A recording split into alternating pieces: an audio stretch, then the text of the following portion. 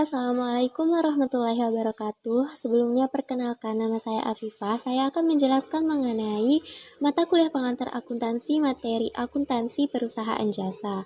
Nah, membahas tentang akuntansi dirasa perlu untuk membahas rumus dasar, persamaan dasar dari akuntansi itu sendiri, yaitu harta sama dengan utang ditambah modal. Nah, harta ini akan bertambah jika perusahaan memperoleh laba, maka diperoleh lagi persamaan bahwa harta sama dengan utang ditambah modal dan ditambah laba.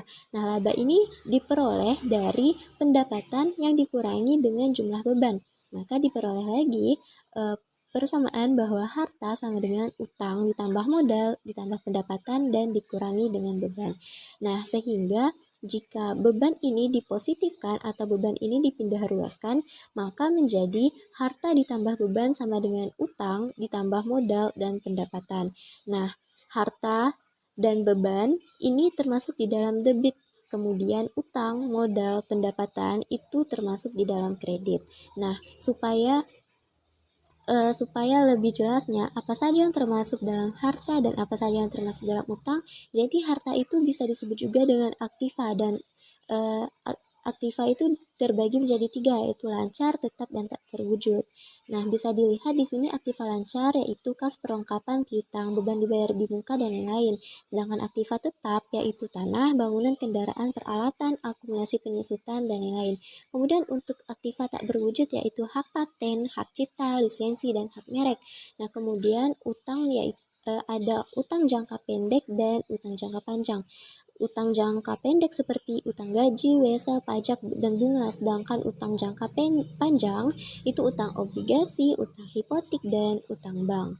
Nah, kemudian untuk lebih jelasnya dalam akuntansi itu, dalam menentukan mekanisme debit kredit itu pada dasarnya dilihat dari persamaan ini bahwa harta ditambah beban sama dengan utang ditambah modal dan pendapatan.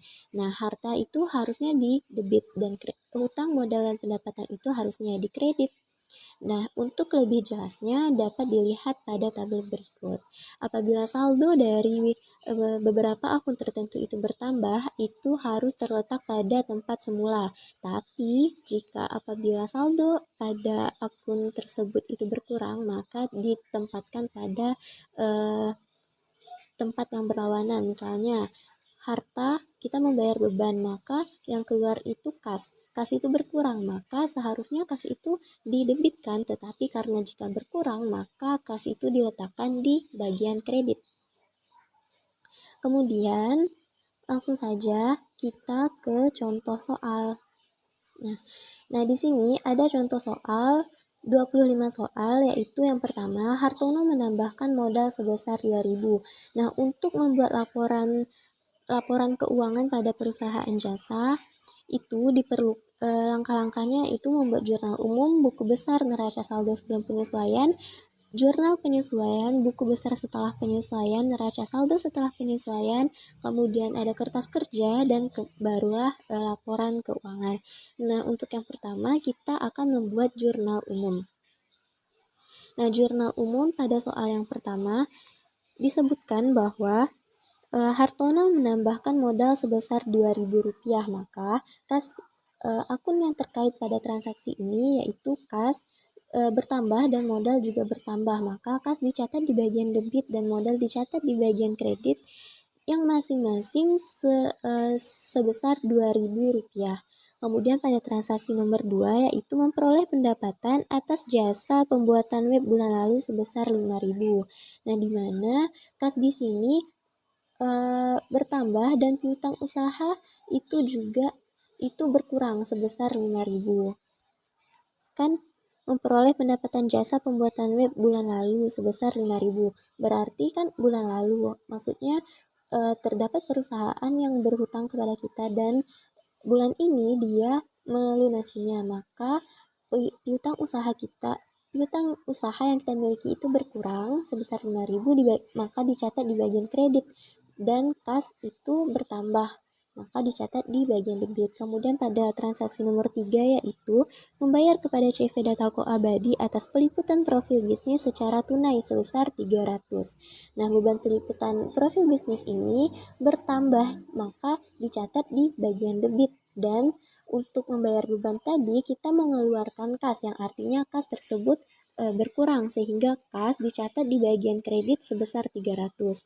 Nah, kemudian pada transaksi nomor 4 yaitu membeli paket kuota internet sebesar Rp70 sekaligus membeli kebutuhan lain-lain sebesar Rp30.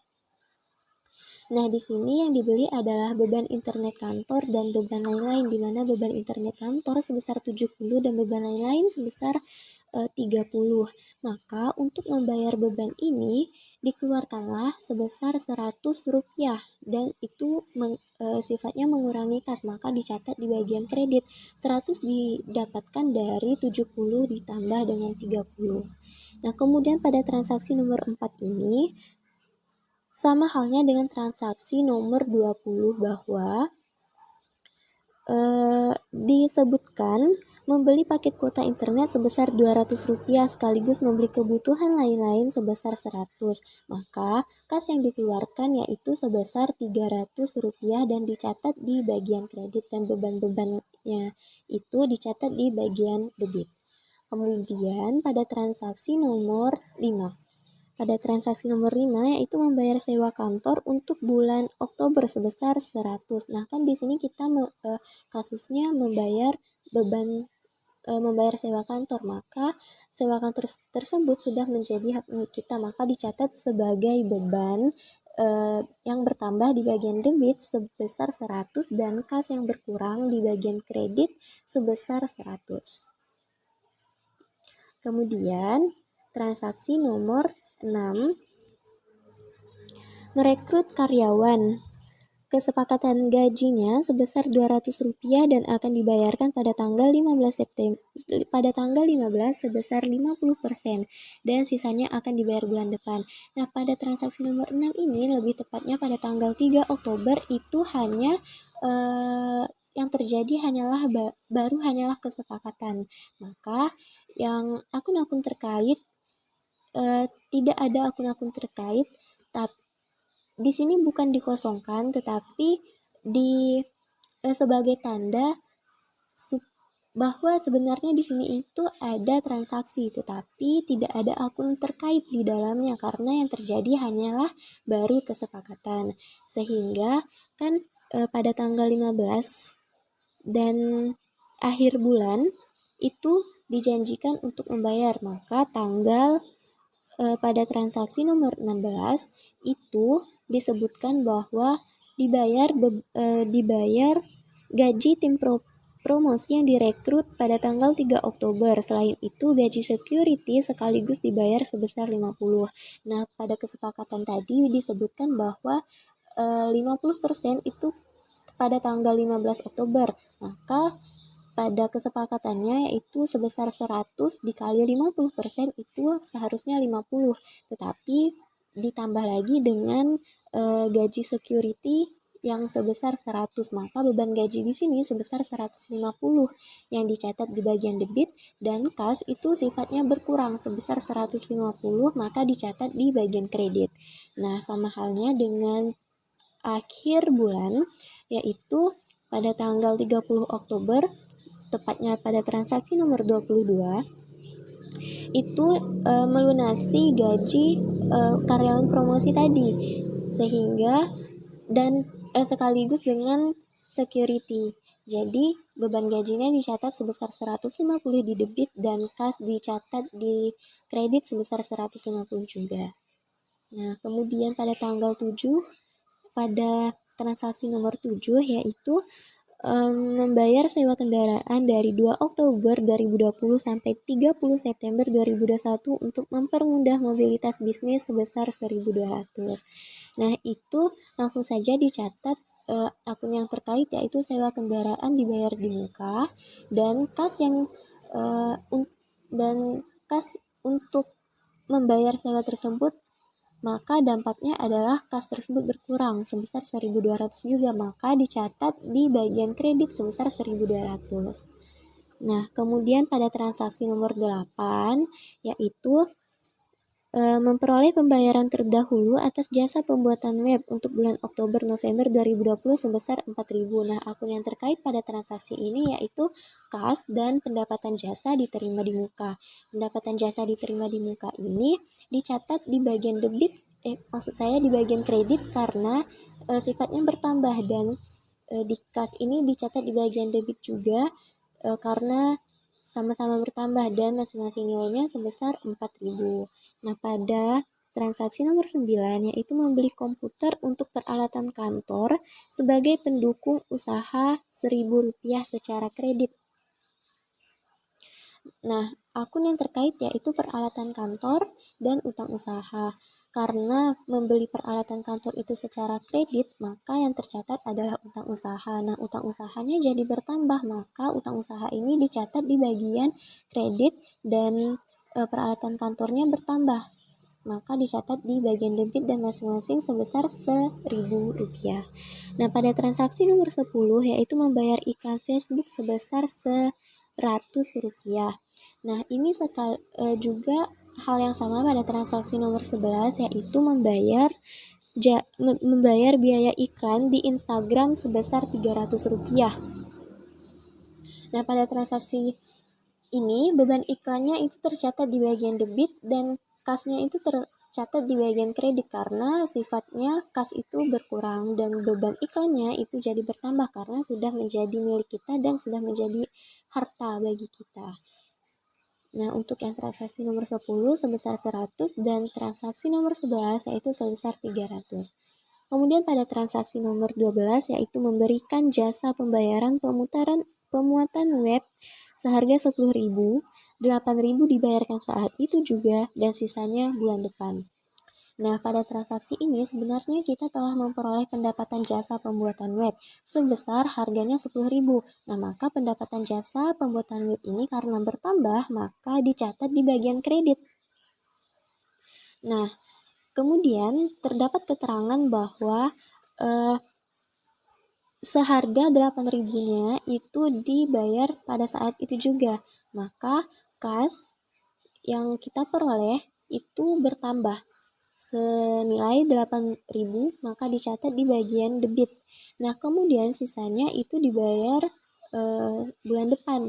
Maka yang tercatat yaitu piutang yang ikut bertambah, maka piutang ini dicatat di bagian debit sebesar sisanya yaitu 10.000 dikurang 8.000 yaitu 2.000. Nah, kemudian pada transaksi nomor 13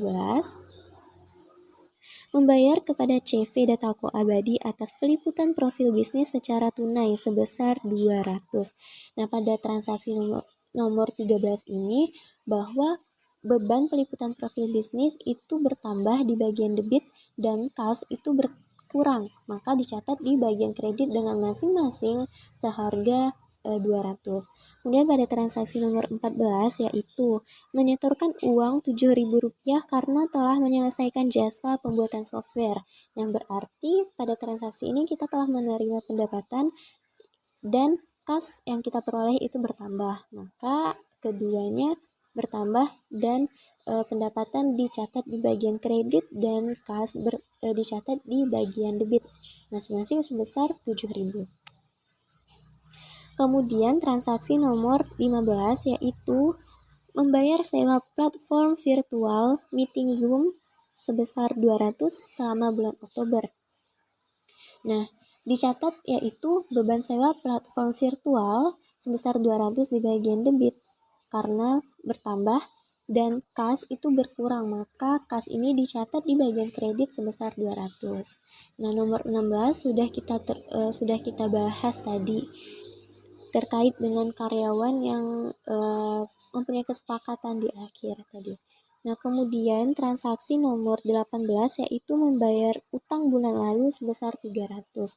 Nah, utang bulan lalu berarti kita berusaha untuk melunasi, yang artinya utang usaha itu berkurang.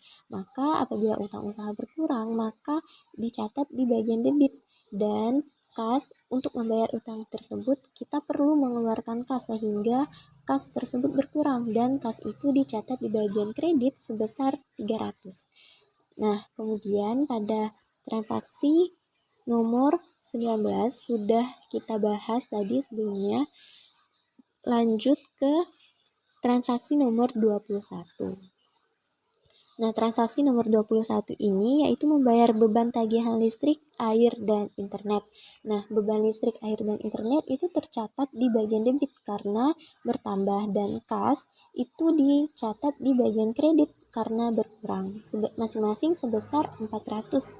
Kemudian pada transaksi nomor 24 yaitu membeli perlengkapan secara kredit sebesar 500. Nah, yang perlu digarisbawahi di sini adalah secara kredit, yang artinya bahwa kita membeli tidak menggunakan uang sendiri tetapi dengan menambah utang. Maka utang ini bertambah jadi dicatat di bagian debit sebesar 500, sedangkan perlengkapannya itu bertambah. Jadi perlengkapan itu dicatat di bagian debit.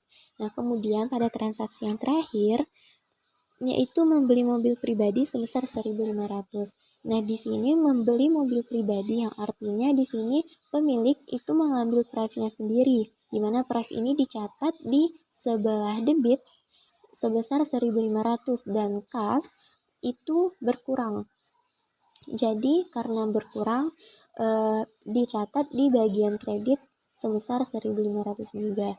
Nah, yang yang paten dalam akuntansi itu adalah debit dan antara debit dan kreditnya itu haruslah seimbang atau haruslah sama. Nah, maka untuk itu kita perlu untuk mentotalkan semua saldo yang ada di bagian debit dan semua saldo yang ada di bagian kredit.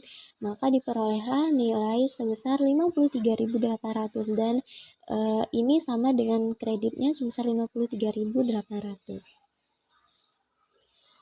Nah, kemudian setelah kita selesai membuat jurnal umum, maka lanjut ke buku besar. Nah, apa sih tujuan kita membuat buku besar ini? Jadi, kita membuat buku besar ini adalah untuk lebih mengetahui, lebih mengklasifikasikan akun-akun supaya kita memperoleh saldo akhir dari akun-akun tersebut. Jadi misalnya untuk kas, jadi di jurnal umum ini kita kumpulkan semua pencatatan yang berkaitan dengan kas. Jadi di sini saldo awal untuk kas itu sebesar 9.000. Nah, pada 1 Oktober itu ada pencatatan kas yang dimana pemilik menyetorkan modal sebesar 2.000, maka dicatat di debit dan saldo kas itu seharusnya di debit karena kas merupakan harta. Jadi karena sama-sama di debit, jadi 9.000 ditambah 2.000 sama dengan 11.000. Begitu juga dengan transaksi nomor 2, 11.000 ditambah 5.000 maka 16.000. Nah, transaksi nomor berikutnya tanggal 2 Oktober sampai seterusnya itu ternyata membayar beban, maka kasnya itu berkurang, jadi dicatat di bagian kredit. Maka karena seharusnya kas itu diletakkan di bagian debit, maka 16.000 yang tadi ini dikurang dengan 300, maka hasilnya 15.700. Begitu juga dikurang lagi karena tempatnya berbeda, karena debit dan kredit, maka dikurang. Tapi jika sama, maka ditambah. Nah, jadi diperolehlah saldo akhir untuk akun kas ini yaitu sebesar 46.700. Begitu juga dengan semua akun yang telah tercatat di jurnal umum. Nah, buku besar ini harus dilakukan untuk semua akun yang sudah dicatat di jurnal umum, supaya lebih mengetahui saldo akhir untuk setiap akunnya.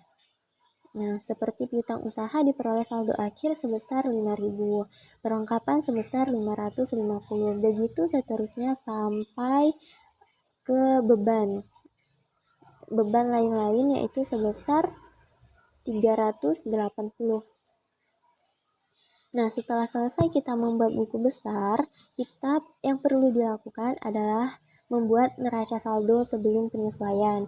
Nah, ini hanya menginput saldo akhir yang kita peroleh dari buku besar setiap akun. Jadi supaya lebih ringkas untuk dilihat.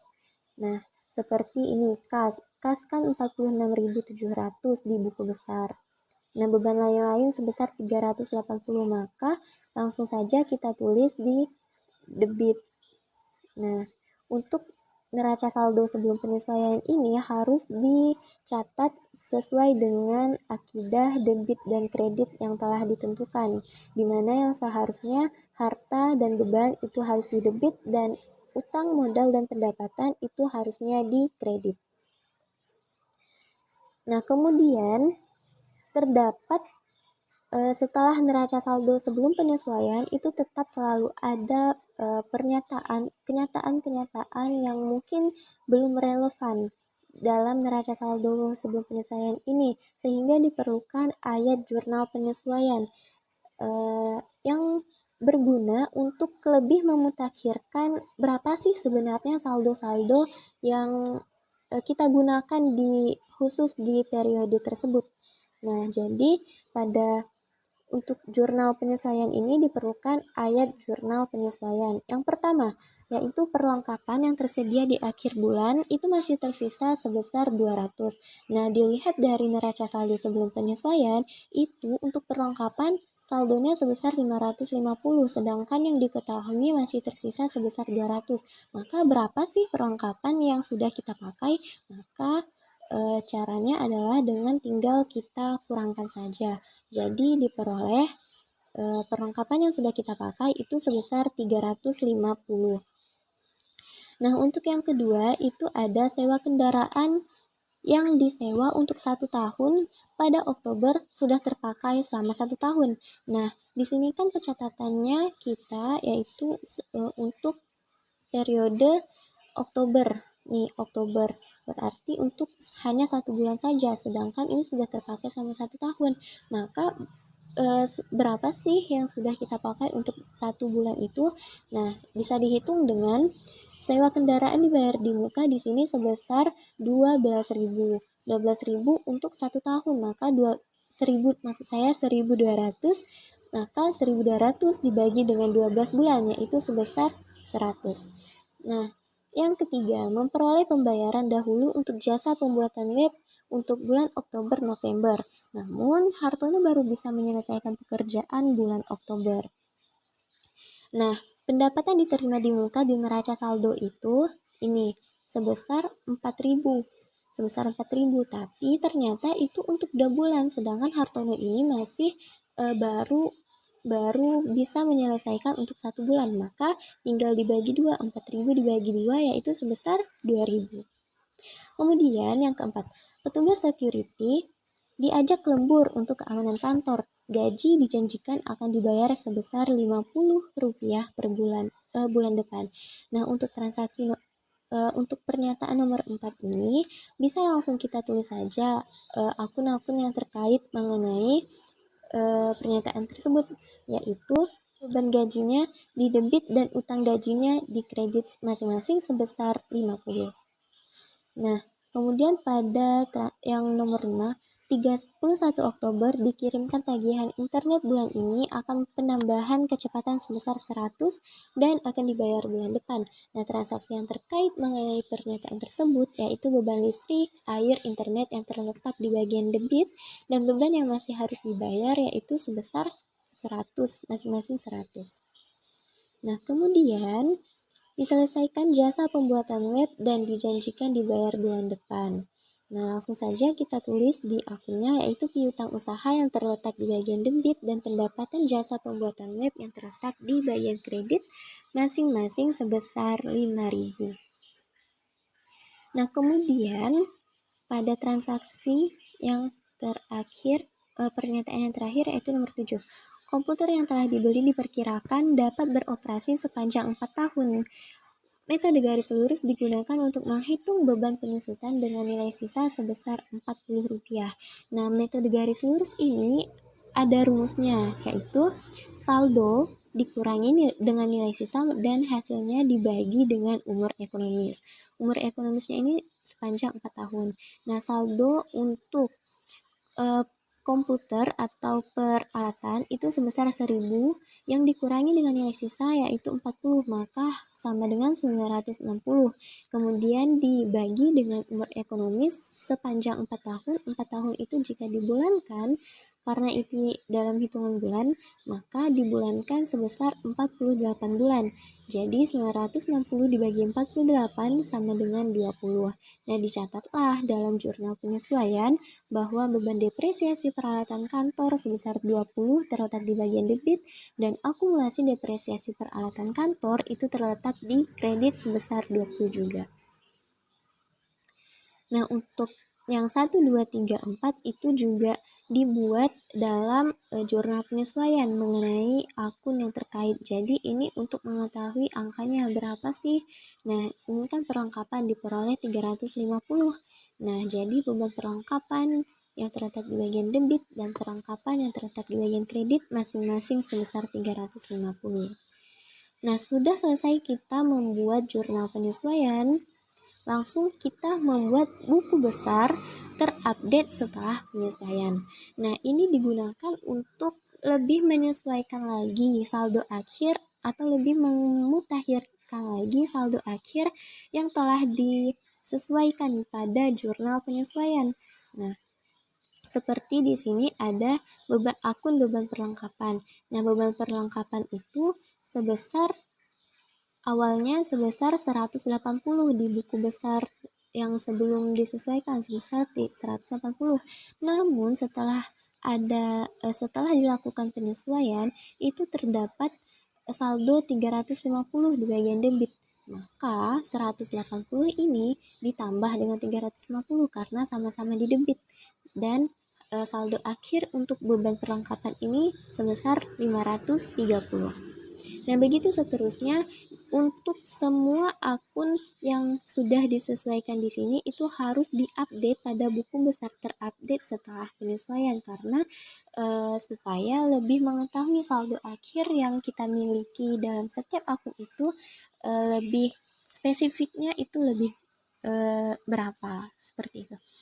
Kemudian setelah selesai untuk membuat buku besar terupdate yaitu daftar saldo setelah penyesuaian. Nah, ini sama halnya dengan membuat neraca saldo setelah buku besar sebelum penyesuaian tadi. Jadi, dalam daftar saldo setelah penyesuaian ini hanya menginput saldo-saldo akhir yang telah disesuaikan pada jurnal penyesuaian dan itu sudah dihitung di buku besar terupdate.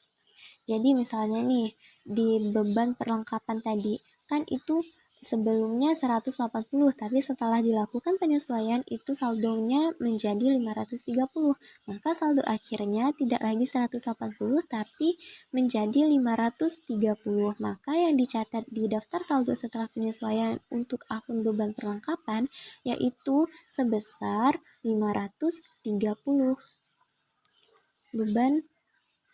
Beban perlengkapan sebesar 530. Seperti itu. Nah, ini dilakukan untuk setiap akun yang untuk menginput setiap akun, untuk menginput setiap saldo akhir dari setiap akun. Nah, jika sudah selesai membuat daftar saldo setelah penyesuaian, langsung kita ke worksheet atau yang biasa disebut dengan kertas kerja. Nah, kertas kerja ini berisi tabel-tabel, di mana tabel neraca saldo, penyesuaian, neraca saldo setelah penyesuaian, ikhtisar laba rugi, dan neraca. Nah, kita bahas satu-satu. Nah, di sini semua akun yang telah tercatat dari awal. Nah, di sini ada neraca saldo. Ini neraca saldo, ini sebenarnya sudah kita kerjakan, yaitu mulai dari neraca saldo, penyesuaian, neraca saldo setelah penyesuaian, ini sudah kita kerjakan dari sebelum ini. Nah, ini neraca saldo, ini langsung kita input saja dari sini. Nah, ini sebelum penyesuaian, ini langsung kita input saja. Nah, kemudian untuk tabel penyesuaian. Nah, penyesuaian ini yang ada di daftar tabel jurnal penyesuaian. Nah, ini untuk beban perlengkapan itu kan 350. Nah, itu tuh harusnya ditulis di tabel penyesuaian di worksheet sini. Nah, sehingga jika kita masuk ke neraca saldo, untuk mengisi neraca saldo setelah penyesuaian, itu kita sesuaikan nih, misalnya 46.700 untuk akun kas. Itu tidak ada di penyesuaian, berarti langsung saja di debit sebesar 46.700 karena kas itu memang harusnya terletak di bagian debit. Nah, kemudian piutang usaha, untuk piutang usaha nih di jurnal penyesuaian kan ada nih piutang usaha sebesar 5.000 di debit. Nah, maka ditulis di piutang usaha di debit 5.000 di penyesuaian.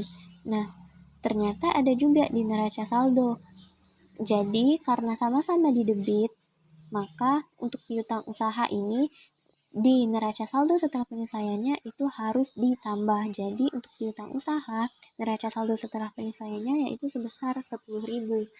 Nah, beda lagi dengan perlengkapan. Perlengkapan itu neraca saldonya pada awalnya sebesar 550, tapi setelah dilakukan penyesuaian itu terdapat pencatatan sebesar 350 di bagian kredit. Maka untuk neraca saldo setelah penyesuaiannya itu dikurangi dari 550 dikurangi 350 karena tempatnya berbeda. Harusnya di debit, tetapi di penyesuaian itu tercatat di bagian kredit, maka harusnya dikurang. Dan diperolehlah untuk akun perlengkapan saldonya sebesar 200 di bagian debit untuk neraca saldo setelah penyesuaian. Nah, ini dilakukan sampai semua akun disesuaikan sampai ke bawah nih, dan dijumlahkan antara saldo debit dan saldo kreditnya itu juga harus tetap dijaga keseimbangannya. Nah, kemudian sudah selesai kita membuat neraca saldo setelah penyesuaian. Kita membuat ikhtisar laba rugi. Nah, untuk membuat ikhtisar laba rugi ini, akun-akun yang terkait yaitu pendapatan dengan beban. Pendapatan dikurangi dengan beban. Nah, di sini pendapatannya ya ada pendapatan jasa, pembuatan software, dan pembuatan web, di mana masing-masing sebesar 12.300 dan sebesar 36.000.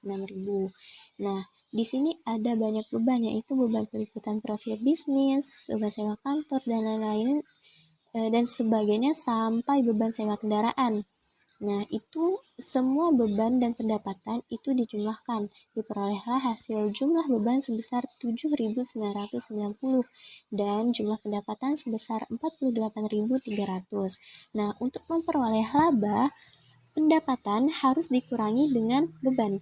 Nah, pendapatan itu sendiri sebesar 48.300 dikurangi dengan 7.990. Diperolehlah labanya sebesar 40.310. Nah, laba ini apabila dijumlahkan dengan total beban yang tadi, maka hasilnya akan sama dengan jumlah pendapatan. Nah, kemudian untuk yang terakhir adalah untuk neraca. Neraca isinya adalah akun-akun yang bernomor 1, 2, dan 3. Bernomor 1 itu harta, bernomor 2 itu utang, dan bernomor 3 itu adalah modal. Nah, jadi harta itu yang terletak di debit dan utang dan modal itu terletak di kredit. Nah, jadi kita langsung input saja yang termasuk di bagian harta, yaitu kas, piutang, perlengkapan, sampai prive. Nah, kemudian untuk utang dan modal itu ada akumulasi depresiasi peralatan kantor, utang usaha, utang gaji, pendapatan diterima di muka, beban yang masih harus dibayar, dan modal. Nah, itu sama lagi kita jumlahkan semua saldo yang ada di debit dan yang ada di kredit. Nah, diperolehlah saldo yang ada di kredit yaitu sebesar 20.490. Dan ini jika ditambahkan dengan laba bersih yang diperoleh yaitu 40.310, maka hasilnya akan sama dengan jumlah harta yang dimiliki, yaitu sebesar 60.800. Nah, sudah selesai kita membuat kertas kerja, maka yang terakhir adalah kita membuat laporan keuangan. Laporan keuangan ada 3, yaitu laporan laba rugi, laporan perubahan modal, dan laporan neraca. Yang pertama, laporan laba rugi adalah laporan yang untuk mengetahui apakah perusahaan ini laba atau rugi. Nah, ini bisa dilihat dari yang ikhtisar laba rugi tadi. Perlu diingat bahwa dalam laporan keuangan ini, akun-akun yang diperhitungkan yaitu pendapatan yang dikurangi dengan jumlah beban, maka diperolehlah laba bersih sebesar 40.310. Dan kemudian ada laporan perubahan modal.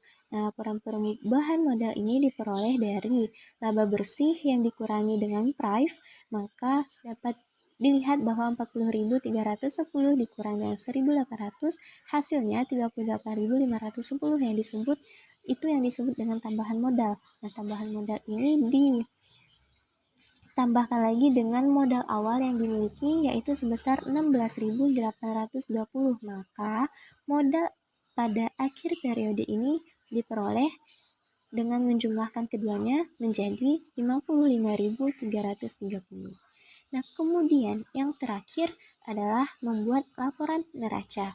Nah, laporan neraca seperti yang sudah dibilang pada kertas kerja ini. Nah, akun-akun yang terkait yaitu akun yang bernomor 1, 2, dan 3, yaitu harta, utang, dan modal. Nah, di sini bisa dilihat bahwa ada harta lancar dan harta tetap yang jumlahnya sebesar 58.980, dan ada utang dan modal, di mana jumlah utang sebesar 3.650, dan modal ini dapat diperoleh dari laporan perubahan modal yang tadi. Nah, dan jika ditambahkan itu, maka hasilnya harus seimbang dengan jumlah harta yang dimiliki, yaitu 58.980. Sekian dari saya. Mohon maaf apabila terdapat kesalahan dalam menyampaikan. Terima kasih. Assalamualaikum warahmatullahi wabarakatuh. Baiklah, di pertemuan manajemen study group yang pertama ini, kita akan membahas matematika, ekonomi, dan bisnis. Nah, beberapa materi yang akan kita bahas, yang pertama ada barisan dan deret aritmatika. Yang kedua ada persamaan fungsi kuadrat, dan yang ketiga ada persamaan fungsi linier. Baiklah, langsung saja kita ke materi yang pertama, yaitu barisan dan deret aritmatika. Nah, contoh soal yang pertama di sini, suatu barisan aritmatika dengan suku ke-3 sama dengan 10, suku ke-9 sama dengan 28. Tentukan jumlah 16 suku pertama atau S16. Nah, penyelesaiannya diketahui U3 sama dengan 10 atau suku ke-3 sama dengan 10 dan U9 sama dengan 28. Sebelum kita memasuki ke rumus SN atau mencari jumlah 16 suku pertama, maka kita harus mengetahui dulu nilai A dan B. Nah, untuk itu kita harus menggunakan rumus UN sama dengan A ditambah N-1 dikali B. Yang pertama di sini ada U3 sama dengan A ditambah 3-1 dikali B. U3-nya tadi kan 10. Jadi 10 sama dengan A ditambah 2B atau A ditambah 2B sama dengan 10. Selanjutnya ada U9. U9 sama dengan A ditambah dalam kurung 9-1 dikali B. Nah, sehingga 28 sama dengan A ditambah 8B atau A ditambah 8B sama dengan 28. Nah, selanjutnya kita harus mengeliminasi A. Di sini kita akan mengeliminasi A sehingga didapatkan min 6B sama dengan min 18. B sama dengan min 18 dibagi min 6 sehingga nilai B sama dengan 3. Nah, di sini kita sudah mendapatkan nilai B. Maka kita perlu mencari nilai A lagi. Untuk mencari nilai A, tinggal kita substitusikan nilai B yang sudah ada ke salah satu persamaan.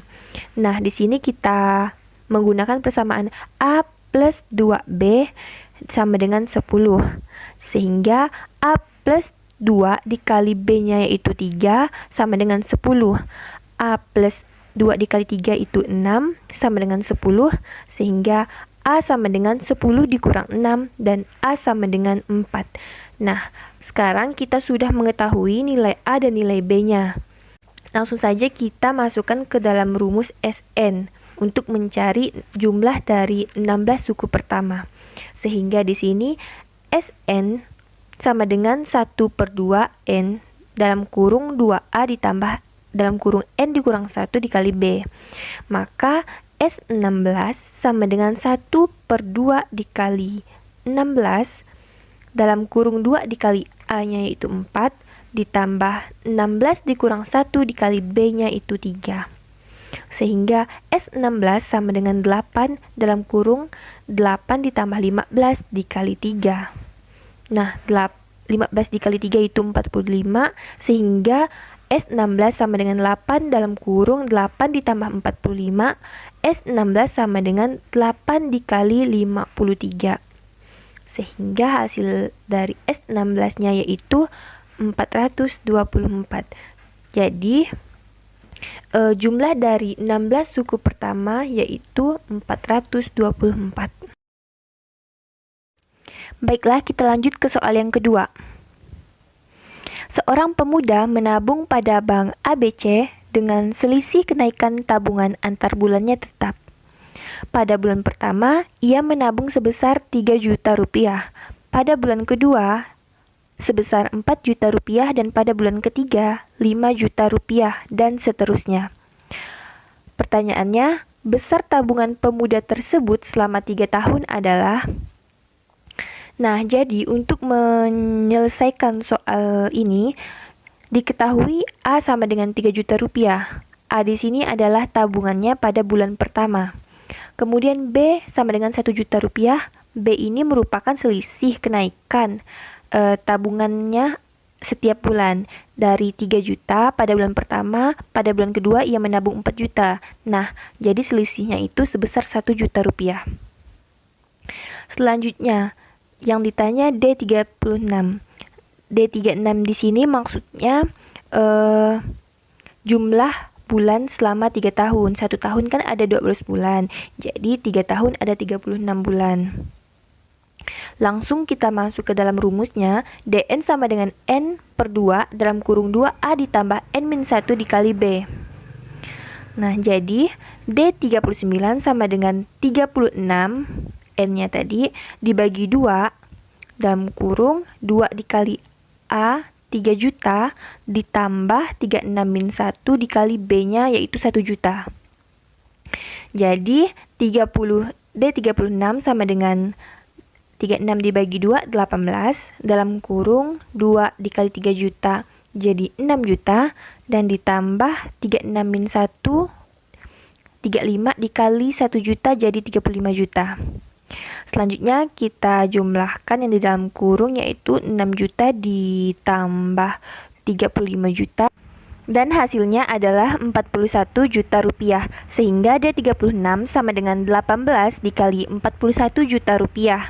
Dan hasil dari D36 adalah 738 juta rupiah.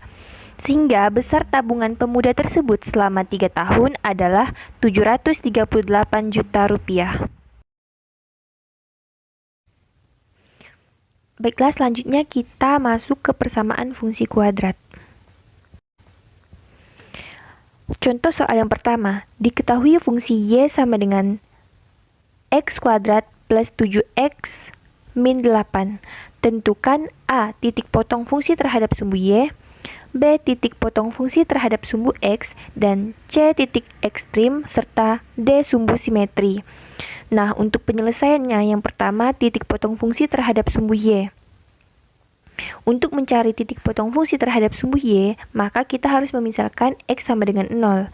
Oleh karena itu, Y sama dengan X kuadrat ditambah 7X min 8, maka kita misalkan X-nya menjadi 0 sehingga Y sama dengan 0 kuadrat plus 7 dikali 0 min 8, sehingga Y sama dengan min 8. Jadi, titik potong kurva dengan sumbu Y adalah 0, min 8. Selanjutnya mencari titik potong fungsi terhadap sumbu X. Maka di sini kita harus memisalkan Y sama dengan 0, sehingga 0 sama dengan X kuadrat plus 7X min 8. Nah, sebelumnya kita harus mencari tahu ada berapakah titik potong kurva pada sumbu X ini. Oleh karena itu, kita harus menggunakan rumus yaitu D sama dengan B kuadrat min 4AC. Maka D sama dengan B-nya itu adalah 7 kuadrat min 4, A-nya 1, dan C-nya min 8. Sehingga D sama dengan 49 ditambah 32, dan D sama dengan 81. Nah, karena 81 ini lebih besar daripada 0, maka ada 2 titik potong. Oleh karena itu, pada fungsi X kuadrat plus 7X min 8, kita buat faktorisasinya menjadi X plus 8 dan X min 1 sama dengan 0. Sehingga kita dapat memperoleh hasil X1-nya sama dengan min 8 dan X2-nya sama dengan 1.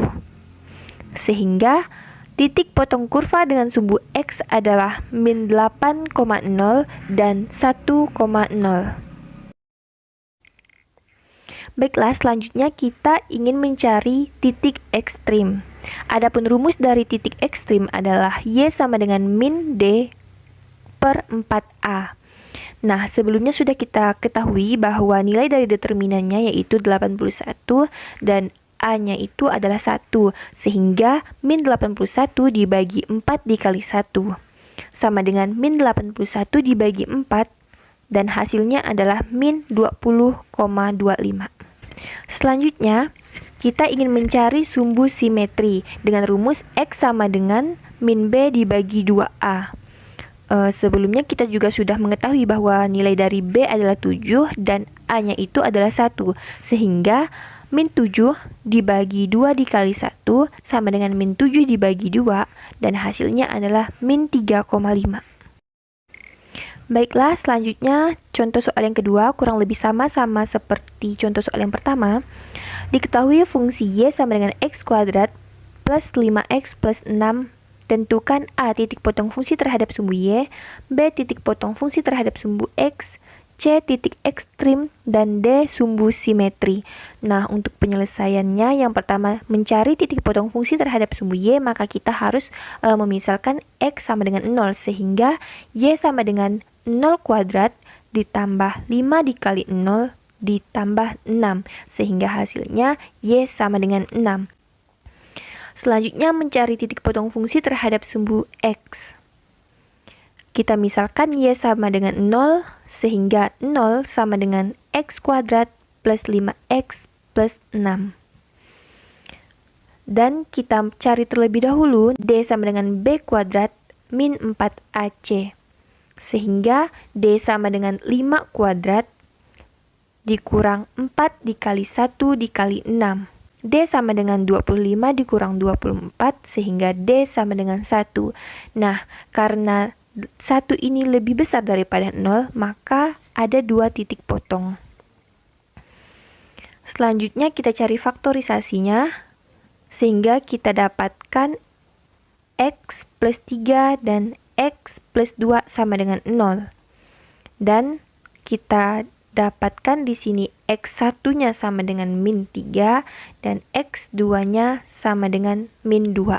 Jadi titik potong kurva dengan sumbu X adalah min 3,0 dan min 2,0. Baiklah, selanjutnya kita mencari titik ekstrim dengan rumus Y sama dengan min D dibagi 4A. Adapun nilai determinan yang sudah kita dapatkan tadi adalah 1 dan A-nya adalah 1. Sehingga min 1 dibagi 4 dikali 1 sama dengan min 1 dibagi 4, dan hasilnya min 0,25. Selanjutnya mencari sumbu simetri. Dengan rumus X sama dengan min B per 2A. Nah, dah kita ketahui bahwa B-nya itu adalah 5 dan A-nya itu adalah 1. Sehingga min 5 dibagi 2 dikali 1 sama dengan min 5 dibagi 2 dan hasilnya min 2,5. Baiklah, selanjutnya kita masuk ke pembahasan persamaan fungsi linier. Contoh soal yang pertama, tentukan persamaan linier jika diketahui A, titik A 4,3 dan titik B 6,8, kemudian B, titik N min 2,5 dan gradien min 2. Nah, untuk penyelesaiannya yang pertama, titik A 4,3 kita misalkan sebagai X1 dan Y1. Kemudian titik B 6,8 kita misalkan sebagai X2 dan Y2. Maka kita masuk ke dalam rumusnya Y min Y1 per Y2 min Y1 sama dengan X min X1 per X2 min X1. Langsung kita sesuaikan. Jadi Y min 3 per 8 min 3 sama dengan X min 4 per 6 min 4. Sehingga Y min 3 dibagi 5 dan X min 4 dibagi 2. Kemudian kita kali silang sehingga mendapatkan 2 dikali Y min 3 dan 5 dikali X min 4. Selanjutnya kita kalikan sehingga 2Y min 6 sama dengan 5X min 20. Nah, selanjutnya kita kumpulkan yang sejenis sehingga min 6 plus 20. Sebelumnya kan 20-nya itu di sebelah kanan kita pindahkan ke kiri, jadi dia menjadi plus 20 sama dengan 5X min 2Y. Di sini sebelumnya 2Y itu positif di sebelah kiri, karena dia pindah ke kanan dia menjadi min 2Y. Maka mendapatkan hasil 14 sama dengan 5X min 2Y. Sehingga persamaannya 5X min 2Y min 14 sama dengan 0.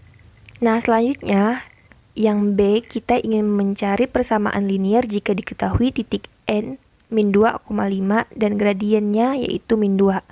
Nah, karena kita sudah mengetahui nilai dari gradiennya yaitu min 2, maka kita dapat menggunakan persamaan yaitu Y min Y1 sama dengan M dalam kurung X min X1, yaitu Y1-nya adalah 5 sehingga Y min 5 sama dengan M yaitu nilai dari gradiennya adalah min 2 dalam kurung X dikurang X1 adalah min 2.